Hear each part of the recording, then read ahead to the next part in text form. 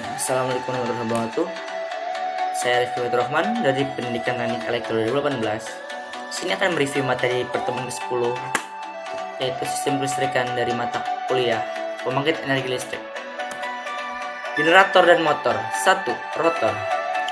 A. Gulungan. Gulungan rotor normal terbuat dari tembaga yang mengandung perak. Panas yang berkembang di konduktor menyebabkan mereka mengembang, sementara gas sentrifugal menekan mereka dengan kuat pada celah slot, memaksakan resistensi gesekan yang kuat untuk ekspansi. Tembaga biasa melunak ketika panas dan dapat mengalami deformasi plastik. Akibatnya, ketika mesin berhenti dan membalar tembaga, ia berkontraksi dengan panjang yang lebih pendek dari aslinya.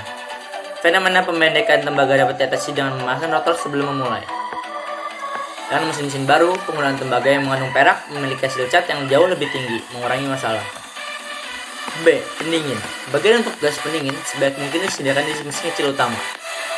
Pendinginan terjadi di permukaan silinder luar, badan rotor, dan cincin penahan. Untuk mesin yang lebih besar, ketentuan harus dibuat untuk mendinginkan bagian bawah slot. Metode konvensional menjadi yang ditunjukkan pada gambar 1. Untuk peringkat terbesar, diperlukan pengaturan ventilasi yang rumit, dan untuk mesin 100 mV ampere. Metode sedang dikembangkan untuk kontak langsung antara kumpulan rotor dan pendingin gas.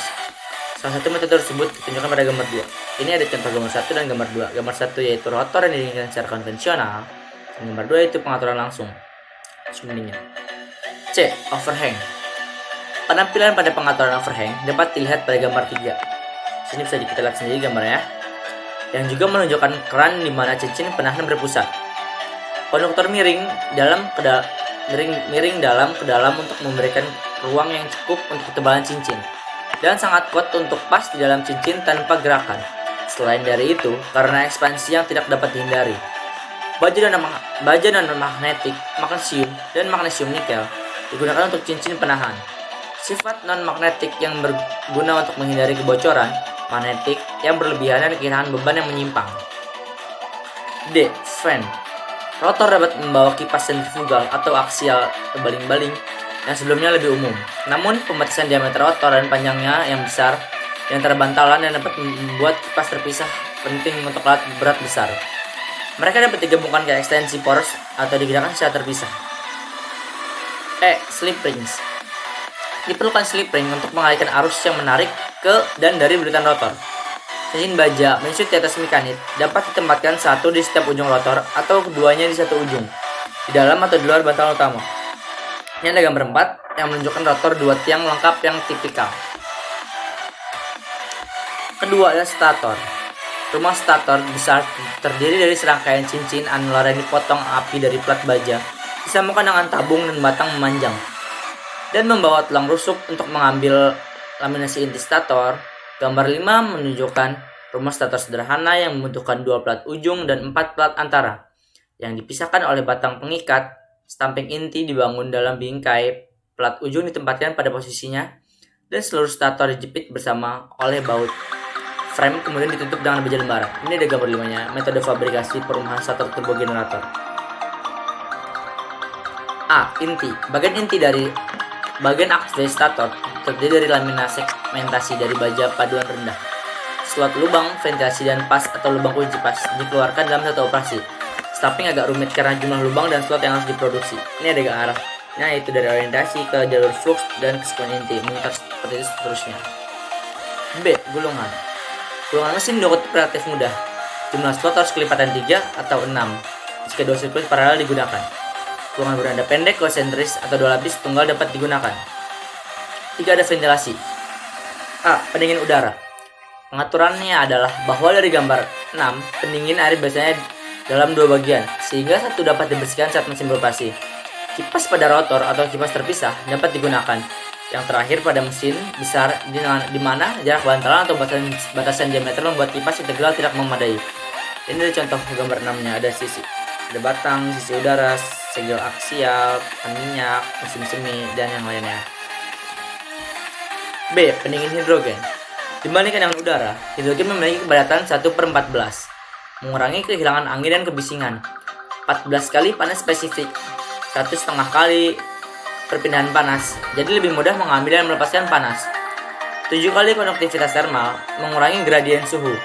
mengurangi isolasi corona, dan tidak akan mendukung pembakaran selama campuran hidrogen atau udara melebihi 3 atau 1. Akibatnya, pendinginan hidrogen pada atmosfer 1, 2, dan 3 absolut dapat menaikkan peringkat mesin 15, 30, dan 40% masing-masing. Kipas yang dipasang pada rotor mengedarkan hidrogen melalui saluran ventilasi dan pendingin gas yang dipasang secara internal. Tekanan gas dipertahankan di atas atmosfer dengan katup pengatur dan pengatur otomatis yang menggunakan pasokan pada tabung gas normal. Saat mengisi atau mengosongkan casing mesin, campuran hidrogen udara eksplosif harus dihindari, sehingga udara terlebih dahulu dipindahkan oleh gas karbon dioksida sebelum hidrogen diterima. Proses dibalik untuk pengosongan biasanya menyediakan pengering untuk mengambil uap air yang masuk melalui segel. Pemurnian hidrogen dipantau dengan mengukur konduktivitas termal. C. Pendinginan langsung. Pendinginan langsung Brayton stator diterapkan pada peringkat yang lebih tinggi daripada yang membuat metode ini diperlukan untuk rotor. Konduktor berbentuk tabung seperti pada gambar 2 tadi di atas dapat digunakan, atau saluran logam berdinding tipis diisolasi dengan ringan dari konduktor stator normal. Desain serupa berfungsi untuk pendinginan air stator. Di sini diperlukan pengaturan dalam overhang untuk aliran paralel pendingin serta untuk hubungan seri sisi koil berturut-turut. Tabung isolasi membawa cairan ke dan dari header air, dan air itu sendiri harus memiliki resistivitas yang memadai untuk membatasi kehilangan konduksi. Water cooling jelas memiliki kerugian untuk rotor. Yang keempat, ada generator tegangan tinggi. Meskipun biasanya menggabungkan generator dengan transformator untuk mengembangkan output pada tegangan tinggi, mesin telah dibangun untuk memberi makan jaringan 33 kV langsung. Dalam satu desain, stator memiliki 3 baris melingkar slot putaran terhuyung-huyung, memiliki lubang stator radial yang sempit ke lubang stator, dan dilengkapi dengan konduktor slot melingkar 3 konsentris. Insulasi antara konduktor dan antara konduktor luar dan dinding slot adalah mekanik fleksibel. Tegangan listrik yang dikenakan pada isolasi tidak lebih besar daripada mesin yang dibangun untuk tegangan normal. Konduktor paling dalam atau bowl di setiap slot membentuk sepertiga Brayton yang terhubung ke terminal jalur, sedangkan konduktor luar ada di ujung titik bintang. Kondisi untuk pembuangan panas dari konduktor atau banteng pusat agak tidak menguntungkan, dan kepadatan arus yang rendah diperlukan. Reaktasi celah cenderung tinggi. Sekian, terima kasih review materi saya, kurang lebih maaf. Wassalamualaikum warahmatullahi wabarakatuh.